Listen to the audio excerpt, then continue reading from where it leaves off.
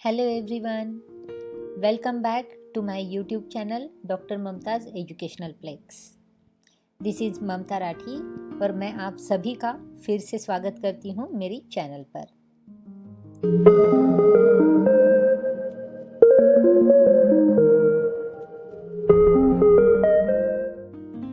दोस्तों, हम देख रहे हैं फिनेंशियल अकाउंटिंग के MCQ टाइप क्वेश्चन की सीरीज़।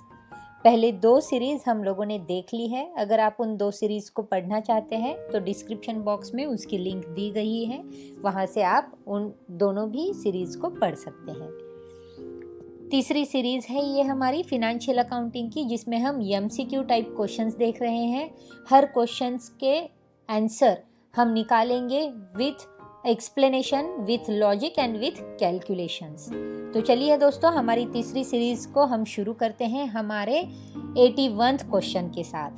तो हमारा 81th क्वेश्चन है, if sales returns are 25,000 rupees, sales are rupees 1,25,000, net purchases are rupees 84,000 and gross profit is rupees 21,000, then the cost of goods sold will be। So friends, इसके लिए हमें एक equation बनाना पड़ेगा। अब जैसे कि हमें पता है gross profit is equal to sales minus cost of goods sold. अब हमें कॉस्ट ऑफ गुड्स सोल्ड निकालना है, तो इस फॉर्मूला को हम रिवर्स कर देते हैं। तो फॉर्मूला अब हम इस तरह से बनाएंगे, जैसे कि gross profit is equal to sales minus cost of goods sold था, तो cost of goods sold is equal to sales minus gross profit कर देंगे। तो cost of goods sold is equal to sales. अब सेल्स की जो amount हमें दी गई है वो है 1,25,000 एंड सेल्स रिटर्न जो है वो है 25,000। तो सेल्स रिटर्न को हमें सेल्स में से माइनस करना पड़ेगा, तो हमारी सेल्स की अमाउंट हो जाएगी 1 लाख माइनस ग्रॉस प्रॉफिट जो है हमारा वो है 21,000। तो 1 लाख माइनस 21,000 अमाउंट आती है 79,000। तो 79,000 जो है वो होगी हमारी कॉस्ट ऑफ गुड्स सोल्ड की अमाउंट। तो हमारा ऑप्शन सी जो है वो आएगा हमारा करेक्ट ऑप्शन।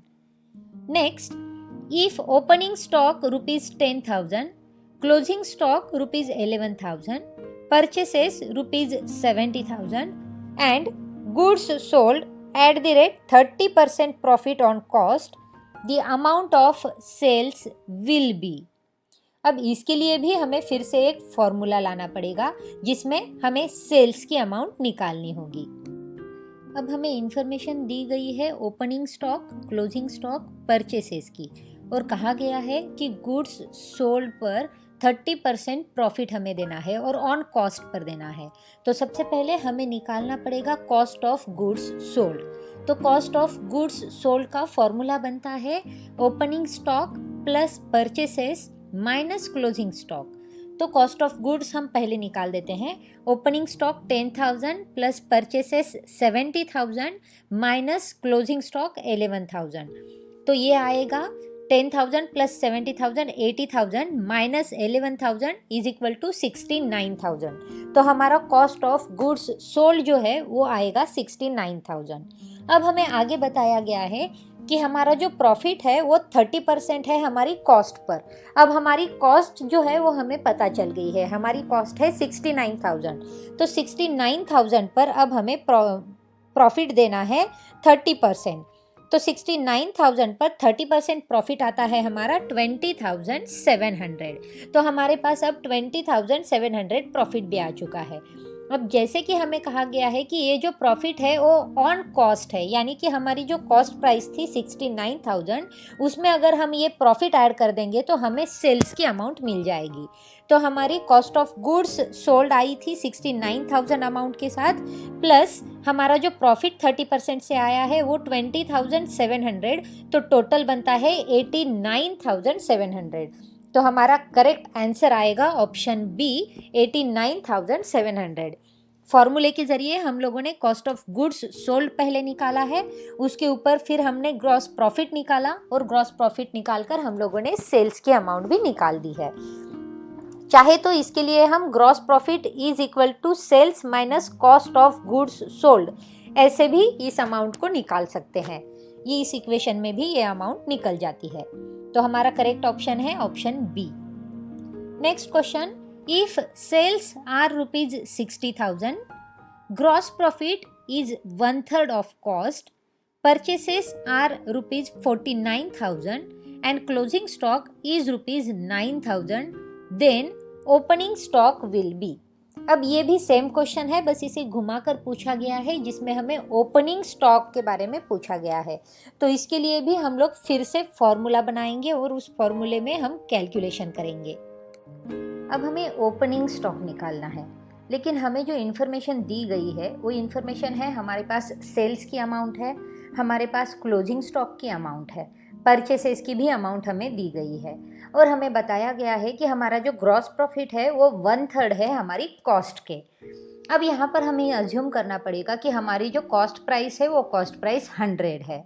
अब 100 पर अगर कॉस्ट प्राइस 1/3 है, ग्रॉस प्रॉफिट का रेशो अगर 1/3 आता है, तो हमारा प्रॉफिट रेशो बन जाता है 133%, यानी कि 100 का अगर 1/3 किया जाए तो वो 33.33% आता है। तो फिर हम लोग जो ये 33% कॉस्ट है, मतलब ग्रॉस प्रॉफिट की कॉस्ट है, वो हमारी सेल्स के ऊपर रिप्रेजेंट करती है, हमारी सेल्स के प्रॉफिट को। तो अब ये जो 100% पर हम लोगों ने ये 1/3 निकाला है, उसे हम क्या करेंगे, 133% से सेल्स पर का हम प्रॉफिट निकाल देंगे। अब जैसे कि हमें यहाँ बताया गया है कि 1/3 प्रॉफिट ऑन कॉस्ट प्राइस 100 है, तो फिर हमारी जो सेलिंग प्राइस है वो सेलिंग प्राइस हो जाएगी 133, क्योंकि हमारा जो प्रॉफिट मार्जिन है वो आ रहा है 33।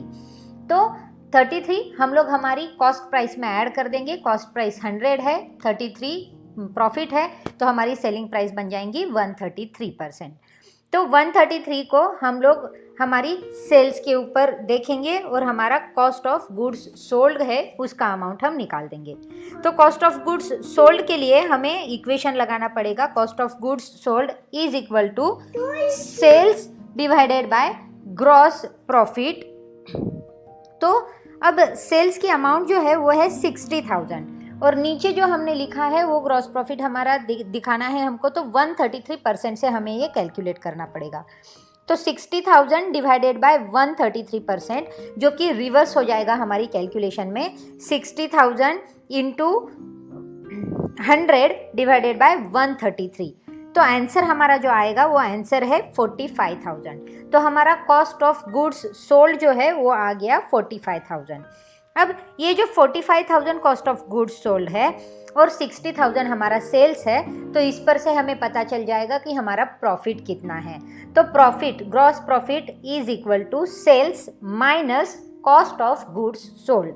तो gross profit is equal to sales 60,000 है और कॉस्ट ऑफ गुड्स सोल्ड अभी हमने कैलकुलेट करके 45,000 निकाला है, तो हमारा ग्रॉस प्रॉफिट जो रहेगा वो रहेगा 15,000।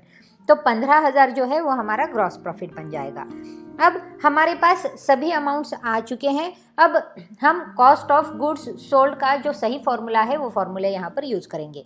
अब cost of goods sold is equal to opening stock plus purchases minus closing stock, ये इक्वेशन को हम यहाँ पर यूज करेंगे। तो कॉस्ट ऑफ गुड्स सोल्ड जो आएगा हमारा वो है 45,000 is equal to opening stock plus purchases हमारे हैं 49,000 माइनस हमारा जो क्लोजिंग स्टॉक है वो है 49,000। तो इक्वेशन हमारा इस तरह से बनेगा, 45,000 is equal to opening stock plus 49,000 minus 9,000। तो इसे हम फिर से एक बार अच्छे से रिवाइज कर लेते हैं। जैसे कि ओपनिंग स्टॉक हमें निकालना है, तो 45,000 is equal to opening stock plus 40,000। तो अब ओपनिंग स्टॉक को हम सेपरेट कर देते हैं और हमारी अमाउंट एक साइड में ला लेते हैं। तो 45,000 minus 40,000 is equal to opening stock. तो 45,000 में से 40,000 जब चले जाएंगे तो बच जाता है 5,000। तो 5,000 जो है वो हमारा ओपनिंग स्टॉक है। तो हमारा करेक्ट ऑप्शन आएगा ऑप्शन ए।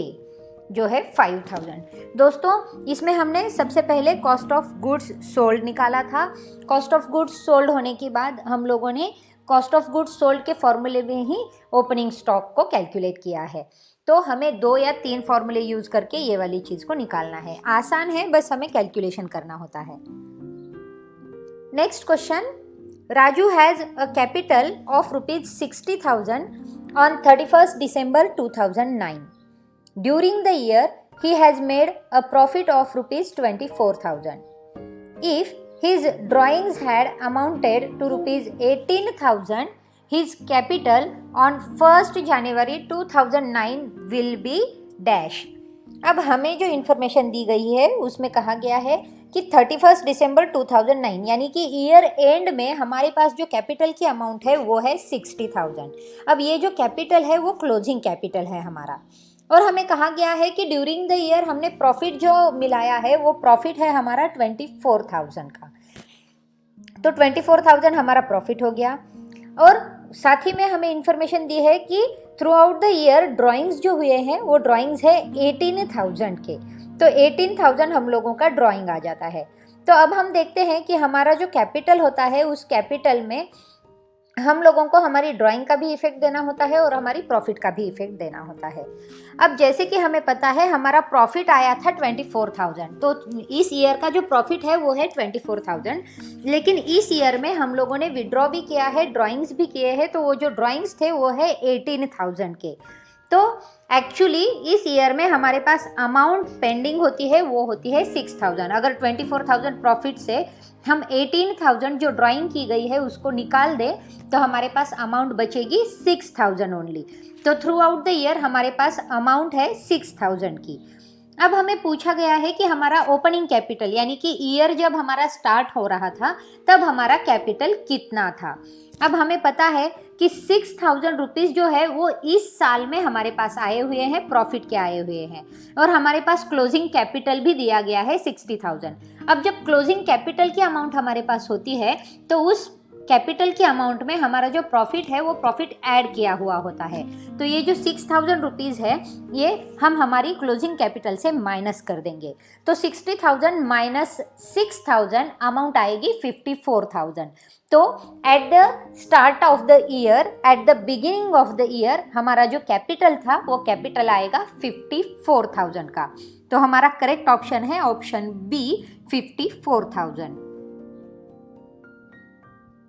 हमारा अगला क्वेश्चन है, if opening stock is ₹8,800, closing stock is ₹5,280 and the cost of goods sold is ₹91,520, the amount of purchases will be.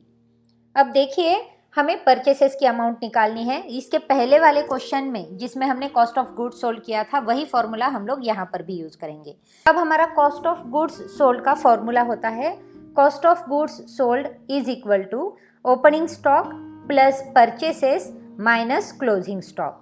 अब जैसे कि हमें परचेसेस कैलकुलेट करने हैं तो हम इस फॉर्मूले को रिवाइज कर देते हैं। Purchases is equal to cost of goods sold minus opening stock plus closing stock. हमने फॉर्मूला रिवाइज कर दिया है तो जो प्लस थे वो माइनस हो गए और जो माइनस थे वो प्लस हो गए। तो इस तरह से हमारा परचेसेस का फॉर्मूला बनेगा। फिर अब परचेसेस के फॉर्मूले में हम लोग हमारी अमाउंट्स डालते हैं। Purchases is equal to cost of goods sold यानी कि 91,520 minus opening stock 8,800 plus closing stock जो है 5,280। तो ये कैलकुलेशन करने के बाद हमारे पास जो आंसर आएगा वो आंसर है 88,000। तो 88,000 ऑप्शन सी हमारा करेक्ट आंसर होगा जो कि हमारी परचेसेस की अमाउंट आएगी।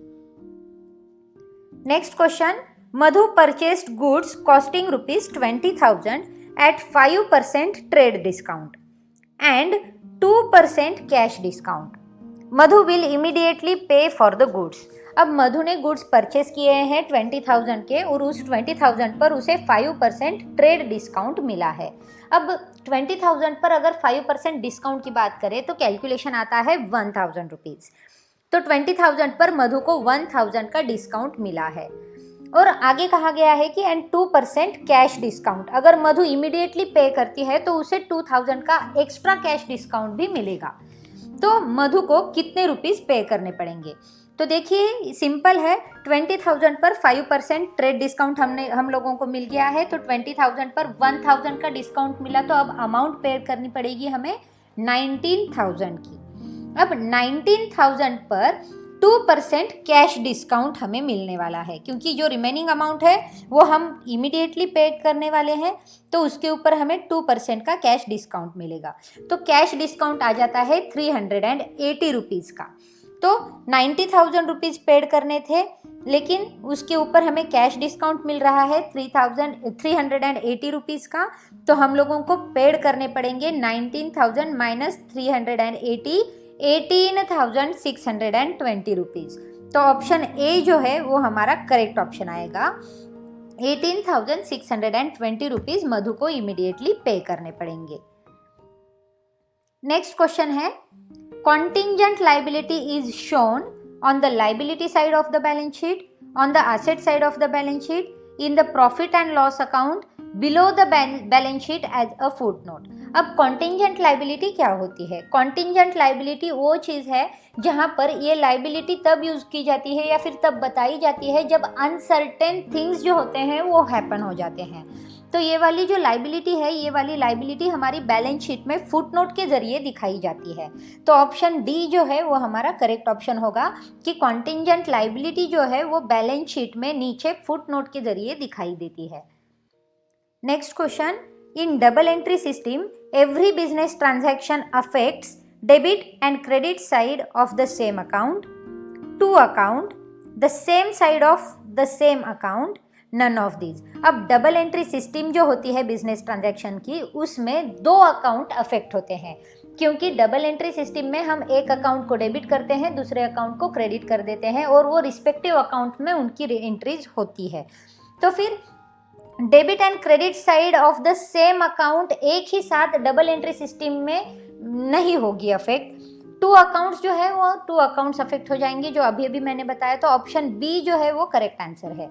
और सी ऑप्शन जो बताया गया है उसके ऊपर भी हम लोग डिस्कस कर लेते हैं। The same side of the same account, अब डबल एंट्री सिस्टम में सेम अकाउंट की सेम साइड ही अफेक्ट होगी, ऐसा नहीं होता। डबल एंट्री सिस्टम जैसे कि नाम में ही बताया गया है कि डबल एंट्री सिस्टम में हमारी एक ही एंट्री दो अलग अलग अकाउंट्स में जाकर पोस्ट होती है और उनमें उसके इफेक्ट्स होते हैं, डेबिट और क्रेडिट इफेक्ट्स। तो हमारी जो दोनों अकाउंट है वो दोनों अकाउंट इससे इफेक्ट हो जाते हैं। तो ऑप्शन बी है वो करेक्ट आंसर होगा। Next question, in accounting debit means an entry on the left hand side of account, decrease in asset, increase in liability, none of these. अब अकाउंटिंग में हम डेबिट वाली एंट्री करते हैं तो उसका क्या मतलब होता है? तो जो भी एंट्री हम हमारी अकाउंटिंग बुक्स में अकाउंट के लेफ्ट साइड में लिखते हैं उसे हम डेबिट कहते हैं। इस डेबिट एंट्री से एसेट में डिक्रीज होना या लाइबिलिटी में इंक्रीज होना ये पॉसिबल नहीं है, या हमेशा ऐसे नहीं होगा। किसी भी एंट्री का कोई भी इफेक्ट हो सकता है। डेबिट एंट्री से एसेट इंक्रीज भी हो सकते हैं, डेबिट एंट्री से लाइबिलिटी डिक्रीज भी हो सकती है। तो अकाउंटिंग ट्रांजैक्शन के ऊपर डिपेंड है लाइबिलिटी और एसेट इंक्रीज होंगे या डिक्रीज होंगे। तो अकाउंटिंग में डेबिट का जो मतलब होता है वो होता है जो लेफ्ट हैंड साइड में, अकाउंट के लेफ्ट हैंड साइड में की गई एंट्री। तो हमारा करेक्ट ऑप्शन होगा ऑप्शन ए। नेक्स्ट क्वेश्चन है, in accounting credit means an entry on the right hand side of an account, increase in asset, decrease in liability, none of these. अब same question है, जो debit पूछा था वही अब credit में पूछा गया है। तो ऑप्शन ए जो है राइट हैंड साइड अकाउंट के हम जो एंट्री करते हैं उसे क्रेडिट कहा जाता है, वही करेक्ट आंसर है। If the gross profit is ₹11,000, administrative expenses are ₹3,000 and miscellaneous income is ₹7,000, the net profit will be. अब नेट प्रॉफिट अगर हमें निकालना है तो हम क्या करते हैं, हमारी ग्रॉस प्रॉफिट से सारे एक्सपेंसेस को माइनस कर देते हैं और सारी इनकम्स को उसमें ऐड कर देते हैं। अब जैसे कि हमें यहाँ पर बताया गया है कि हमारा ग्रॉस प्रॉफिट जो है वो 11,000 है। अब 11,000 ग्रॉस प्रॉफिट से हम एक्सपेंसेस को माइनस कर देंगे। एडमिनिस्ट्रेटिव एक्सपेंसेस है 3,000, तो अब 11,000 से 3,000 चले जाएंगे, बच जाएंगे 8,000। अब 8,000 में मिसलेनियस इनकम है यानी कि हमें ऐड करना होगा, ये हमारे प्रॉफिट में काम आएगा। तो मिसलेनियस इनकम जो है वो 700 रुपये का है, तो हमारा जो नेट प्रॉफिट आएगा उसमें ऐड करेंगे 8,000 में 700 रुपीज़ ऐड हो जाएंगे, तो अमाउंट आएगी 8,700। तो ऑप्शन ए जो है वो है हमारा करेक्ट आंसर।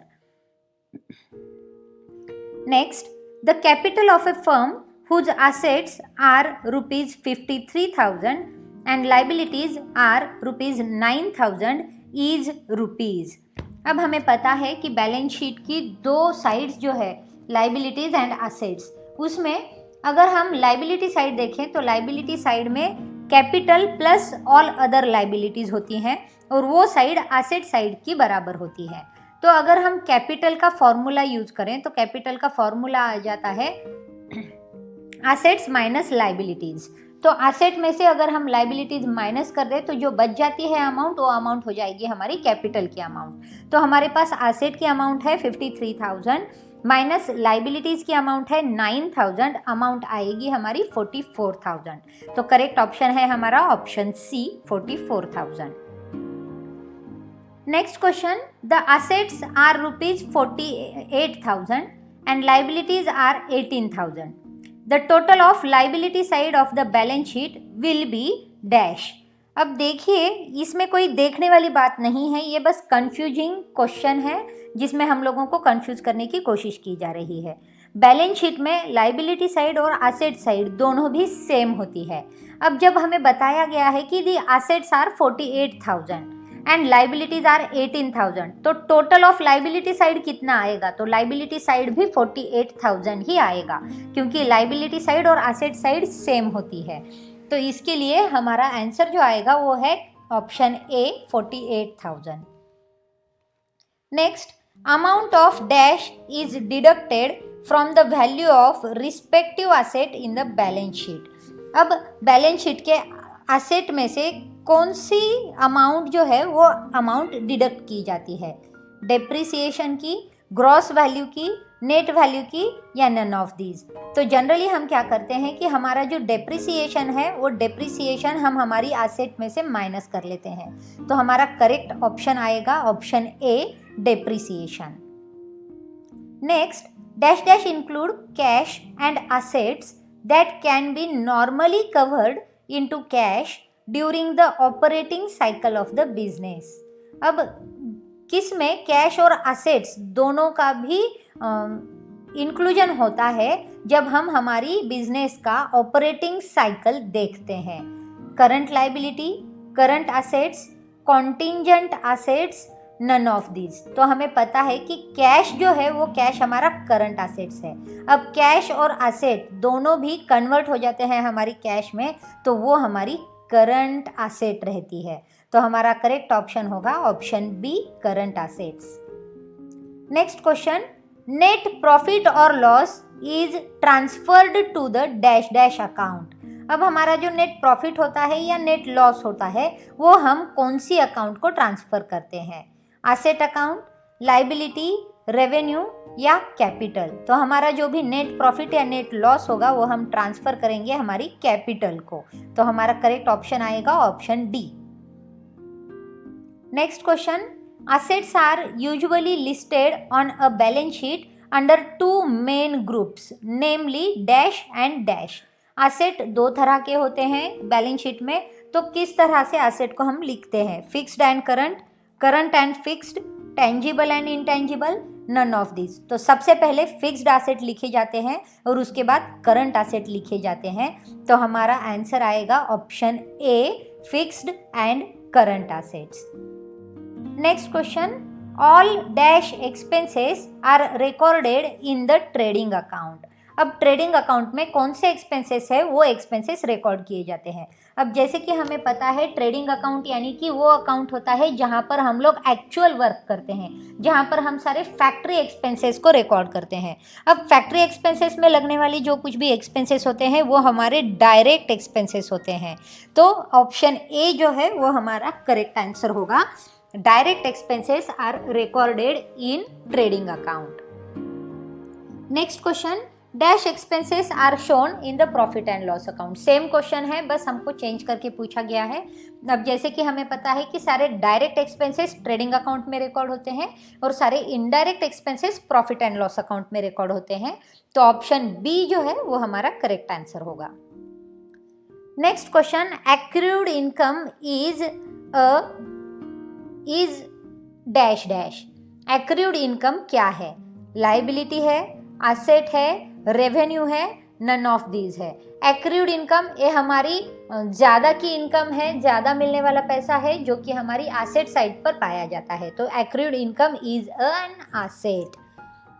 हमारा ऑप्शन बी जो है वो हमारा करेक्ट आंसर होगा. Now next question, according to concept of conservatism, stock in trade is valued at cost price, market price, cost price or market price whichever is less, cost price or market price whichever is higher. अब accounting principle में जो हम conservatism का concept देखते हैं तो उसमें हमें पता है कि कॉस्ट प्राइस और मार्केट प्राइस, इन दोनों में से जो प्राइस लेस होगी उसी प्राइस पर हमारा जो स्टॉक है वो स्टॉक का वैल्यूएशन होता है. यानी कि हमारा क्लोजिंग स्टॉक जब वैल्यूड होगा तो क्लोजिंग स्टॉक कॉस्ट प्राइस और market price which ever is less उसके ऊपर बेस रहेगा.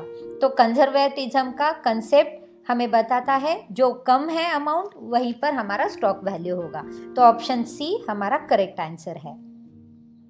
Next, recording of capital contributed by the owner as liability ensures adherence to the principle of dash, double entry, going concern, separate entity, materiality. ये हमने पहली series में भी ये question को देखा था कि जब ओनर अपने खुद के जो दिए वाले कैपिटल है उसे अगर लाइबिलिटी समझता है तो ये कौन सी कंसर्न में ऐसे माना जाता है.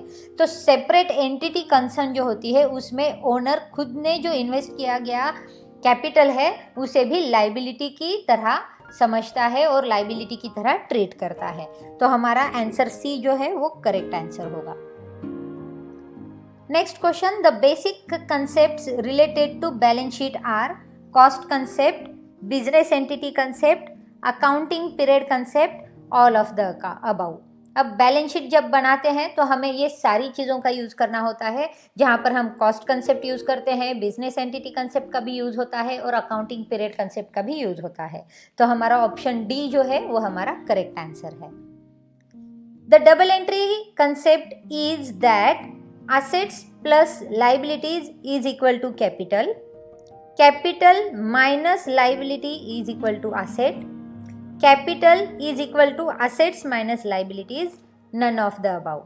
अब डबल एंट्री कंसेप्ट में हमारा जो थर्ड ऑप्शन है वो ऑप्शन करेक्ट आता है, capital is equal to assets minus liabilities. ये फॉर्मूला हमने अभी थोड़ी देर पहले हमारी एक क्वेश्चन में भी यूज़ किया था जहाँ पर हम लोगों को हमारी अमाउंट निकालनी थी कैपिटल की. तो कैपिटल का फॉर्मूला ये होता है कि capital is equal to assets minus liabilities. तो ऑप्शन सी जो है वो हमारा करेक्ट आंसर है. Next question, only the events that affect the business must be recorded as per the principle of separate entity, accrual, materiality, none of the above. अब जो events होते हैं जो बिजनेस को अफेक्ट करते हैं वो इवेंट अगर हम रिकॉर्ड करते हैं हमारी बुक्स ऑफ अकाउंट्स में तो वो कौन सी प्रिंसिपल पर बेस है. तो इन तीनों भी प्रिंसिपल पर वो बेस नहीं है. सेपरेट एंटिटी में भी वो बेस नहीं है, एक्रूअल बेसिस पर भी नहीं और मटेरियलिटी पर भी नहीं आता है, क्योंकि only the events that affect the business must be recorded as per the principle of. तो ये तीनों भी जो है वो प्रिंसिपल यहाँ पर नहीं बैठते. हमारा करेक्ट ऑप्शन होगा option D. Next, accounting does not record non financial transactions because of the concept of measurement, cost, accrual, entity. Accounting non financial transaction को रिकॉर्ड नहीं करता है क्योंकि वो मेजरमेंट कंसेप्ट यूज़ करता है। मेजरमेंट कंसेप्ट में आपके पास काउंटिंग में कुछ चाहिए, आपके पास फिनेंशियल टर्म्स में कुछ चाहिए। तो अकाउंटिंग सिस्टम जो है वो बेसिकली फॉर्म हुई है फिनेंशियल सिस्टम के लिए ही, फिनेंशियल रिकॉर्ड के लिए ही। तो ऑप्शन ए जो है वो हमारा करेक्ट आंसर होगा। Next, the accounting measurement that is not consistent with the going concern concept is historical concept, realization, transaction approach, liquidation value. अब अकाउंटिंग मेजरमेंट जो कि कंसिस्टेंट नहीं है हमारी गोइंग कंसर्न कंसेप्ट के साथ, उसे हम क्या कहेंगे? तो उसे हम रियलाइजेशन कहेंगे, क्योंकि इसमें क्या होता है कि हमारी जो अमाउंट है वो अमाउंट हमारी गोइंग कंसर्न के साथ कंसिस्टेंट नहीं होती है। तो ऑप्शन बी जो है वो हमारा करेक्ट आंसर होगा। Next, fixed assets and current assets are categorized as per the concept of separate entity, going concern, time period, consistency. Fixed asset और करंट एसेट को कौन सी कंसेप्ट के हिसाब से कैटेगराइज किया गया है? तो वो है टाइम पीरियड के हिसाब से। अब जैसे कि हमें पता है फिक्स्ड एसेट जो होते हैं वो लॉन्ग टर्म के लिए होते हैं और करंट एसेट जो होते हैं वो शॉर्ट टर्म में होते हैं, या फिर जो इजीली लिक्विड हो सकते हैं उन्हें हम करंट एसेट कहते हैं। तो ये सारी जो चीज़ें होती हैं वो टर्म वाइज है, तो इसके लिए टाइम पीरियड जो है वो कंसेप्ट यहाँ पर यूज की जाती है। करेक्ट ऑप्शन है हमारा ऑप्शन सी। नेक्स्ट क्वेश्चन है, if the total assets of the firm are rupees 1 lakh, outside liabilities are rupees 40,000, the capital contributed by the owner is। अब हमारे टोटल एसेट जो है वो 1 लाख रुपीज़ के हैं और हमें कहा गया है कि आउटसाइड लाइबिलिटीज़ जो है हमारी वो 40,000 की है। तो अगर हम एसेट में से आउटसाइड लाइबिलिटीज़ को माइनस कर देंगे तो जो बच जाएगी अमाउंट वो होगी हमारी कैपिटल की अमाउंट। तो 1 लाख माइनस 40,000 अमाउंट आएगी हमारी 60,000, जो कि कंट्रीब्यूट की गई है ओनर के हाथ। तो ओनर ने 60,000 का कैपिटल कंट्रीब्यूट किया है, तो हमारा ऑप्शन डी जो है वो करेक्ट आंसर है। Next question, a business owes money to debtors, creditors, investors, shareholders. हमारा बिजनेस किसे मनी ओ करता है? तो हमारा बिजनेस क्रेडिटार्स को मनी ओ करता है। हम लोग कर्जदार होते हैं क्रेडिटार्स के, क्रेडिटार्स को हमें पैसा पे करना पड़ता है, यानी कि बिजनेस को क्रेडिटार्स को पैसा देना होता है। तो हमारा ऑप्शन बी जो है वो करेक्ट आंसर है।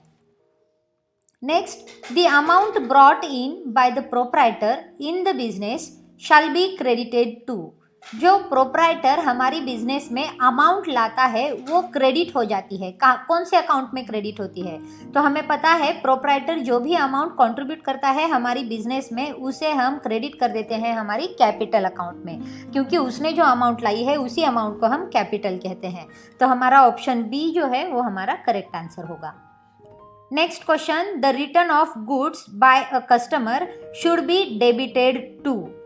कस्टमर सेल्स हुआ है और सेल्स होने के बाद कस्टमर ने गुड्स रिटर्न कर दिए हैं, तो जो गुड्स रिटर्न किए हैं वो गुड्स रिटर्न कौन सी अकाउंट में डेबिट किए जाएंगे?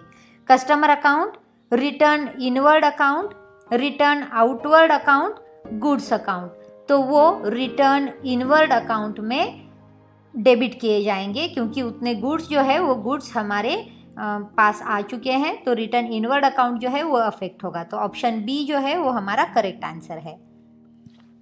Next, the amount of salary paid to Madhu should be debited to Madhu, cash account, salary account, none of these. अब मधु को सैलरी पेड की गई है, तो मधु को सैलरी पेड करने के बाद कौन सा अकाउंट है जो डेबिट होगा? तो जो सैलरी अकाउंट है वो डेबिट होगा, क्योंकि मधु जो है, मधु को अमाउंट हमने पेड की है, लेकिन किस लिए पेड की है? तो सैलरी पर अमाउंट पेड की गई है, तो सैलरी अकाउंट जो है वो सैलरी अकाउंट जो है वो डेबिट हो जाएगा। तो हमारा करेक्ट ऑप्शन है option C, salary account. Next, the rent paid to the landlord should be credited to. अब लैंडलॉर्ड को हमने रेंट पेड किया है, तो कौन सा अकाउंट क्रेडिट होगा? तो जो कैश अकाउंट है वो कैश अकाउंट हमें क्रेडिट करना पड़ेगा, क्योंकि लैंडलॉर्ड को हम कैश पेड कर रहे हैं on the account of rent. तो हमारी एंट्री होगी rent account debit to cash account. तो कैश अकाउंट हमको लोगों को क्रेडिट करना होगा। तो ऑप्शन सी जो है वो हमारा करेक्ट आंसर है। Next, the cash discount allowed to a debtor should be credited to. अब जो डेटार्स है हमारे, उन डेटार्स को अगर हमने कैश डिस्काउंट अलाउड कर दिया है या फिर हम लोगों ने उनको कैश डिस्काउंट दे दिया है, तो कौन सा अकाउंट है वो क्रेडिट होगा? तो हमारी डेटार्स का अकाउंट जो है वो क्रेडिट होगा, क्योंकि डेटार्स को डायरेक्ट बेनिफिट मिल रहा है हमारी कैश डिस्काउंट का। तो उनके पास अमाउंट आ जाएगी वो डिस्काउंट की, या फिर उन्हें कम पैसे देने पड़ेंगे। तो ये जो है वो डेटार्स को क्रेडिट इफेक्ट देता है। तो ऑप्शन ए जो है वो करेक्ट आंसर है, डेटार अकाउंट।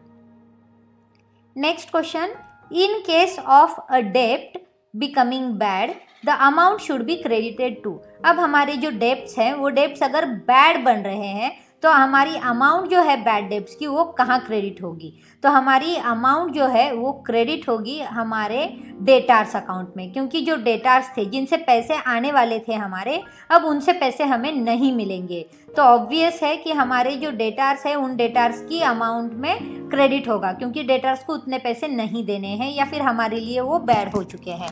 तो डेटार्स अकाउंट में क्रेडिट साइड पर ये एंट्री होगी। तो ऑप्शन सी जो है वो करेक्ट आंसर है। Next, payment of LIC premium of the proprietor is debited to. अब प्रोप्राइटर का अगर LIC प्रीमियम पेड किया जा रहा है तो ये कहाँ पर डेबिट होगा? तो LIC प्रीमियम जो है वो ड्राइंग्स है, क्योंकि LIC प्रीमियम जो होता है वो पर्सनल एक्सपेंडिचर होता है, हमारी पर्सनल इन्वेस्टमेंट होती है।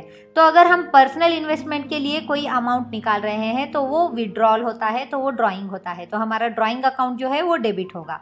तो ऑप्शन बी जो है वो करेक्ट आंसर है। Classification of accounts is made in journal, ledger, subsidiary book, balance sheet. तो क्लासिफिकेशन ऑफ अकाउंट्स जो होते हैं हमारे वो होते हैं लेजर में। लेजर में हम हमारे अकाउंट्स को क्लासिफाई कर देते हैं और क्लासिफाई करके उनके जो ट्रांजैक्शंस है उन्हें डेबिट और क्रेडिट में पोस्ट करके उसका रिकॉर्ड मेंटेन करते हैं। तो ऑप्शन बी जो है वो करेक्ट आंसर है। Next, dash dash is prepared to find the financial position of business. Trial balance, trading account, profit and loss account, balance sheet. तो हम बैलेंस शीट बनाते हैं हमारी बिजनेस का फिनेंशियल पोजीशन एसेस करने के लिए, क्योंकि प्रॉफिट और लॉस एसेस करने के लिए प्रॉफिट एंड लॉस अकाउंट बनाया जाता है, ग्रॉस प्रॉफिट एसेस करने के लिए ट्रेडिंग अकाउंट बनाया जाता है, लेजर के बैलेंसेस सही है या नहीं ये देखने के लिए ट्रायल बैलेंस बनाया जाता है। लेकिन ओवरऑल फिनेंशियल पोजीशन जो होता है बिजनेस का, जिसमें हम प्रॉफिट देख सकते हैं, लॉस देख सकते हैं, लाइबिलिटीज़ देख सकते हैं, एसेट देख सकते हैं, तो वो सारी चीज़ों के लिए हमें बैलेंस शीट बनाना होता है। तो हमारा करेक्ट आंसर होगा option D, balance sheet. Next question, an expenditure is a capital expenditure because the amount is large. It is intended to benefit the current period. It is intended to benefit the future period. All of these. Amount जो expenditure की है वो expenditure की amount capital expenditure कब कहलाती है? तो हमारी जो अमाउंट है कैपिटल की वो तब कहलाती है कैपिटल एक्सपेंडिचर जब वो फ्यूचर में बेनिफिटेड होती है। अब हमें पता है कि जब हम कोई एसेट परचेस करते हैं तो एसेट परचेस करने पर वो जो एक्सपेंडिचर होता है उसे हम कैपिटल एक्सपेंडिचर कहते हैं।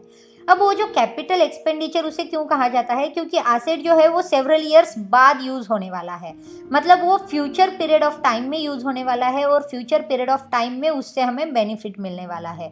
तो हमारा जो ऑप्शन सी है वो करेक्ट ऑप्शन है।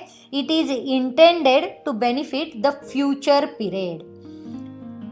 अगर करंट पीरियड में बेनिफिट देने वाला एक्सपेंडिचर होगा तो उसे हम कहेंगे रेवेन्यू एक्सपेंडिचर, लेकिन फ्यूचर पीरियड में जो बेनिफिट देने वाला एक्सपेंडिचर है उसे हम कैपिटल एक्सपेंडिचर कहते हैं। तो ऑप्शन सी जो है वो हमारा करेक्ट ऑप्शन होगा। तो दोस्तों इसी के साथ हमारी ये थर्ड सीरीज़ जो है MCQ क्वेश्चंस की उसे हमने सॉल्व कर दिया है। अगर आप दोनों सीरीज़ पहले की सॉल्व करना चाहते हैं तो डिस्क्रिप्शन बॉक्स में लिंक दी गई है, वहाँ जाकर आप उन सीरीज़ को पढ़ाई कर सकते हैं। हम लोग फिर से आएंगे हमारी नेक्स्ट सीरीज़ के साथ। दोस्तों, इन सीरीज़ को आप अपने दोस्तों के साथ और बेनिफिटेड स्टूडेंट्स के साथ शेयर करेंगे तो उन्हें भी इन एमसीक्यूज़ का, इन एक्सप्लेनेशन का बेनिफिट हो जाएगा। तो मैं उम्मीद करती हूँ कि ये सारी एमसीक्यू क्वेश्चंस आपको अच्छे से समझ आ रहे होंगे। जो भी जस्टिफिकेशन हम लोग देख रहे हैं, जो भी क्लैरिफिकेशन हम लोग कर रहे हैं विथ कैलकुलेशंस, वो आपको समझ आ रहे होंगे। अगर आपको किसी भी तरह की कोई भी क्वेरी है तो आप कमेंट बॉक्स में आपका कमेंट छोड़ना ना भूलें। अगर आपने मेरी चैनल को सब्सक्राइब नहीं किया है तो मेरी चैनल को सब्सक्राइब ज़रूर कीजिए। तो दोस्तों, फिर से मिलेंगे नई सीरीज़ के साथ। तब तक के लिए इन तीनों सीरीज़ को देखते रहिए। Thank you.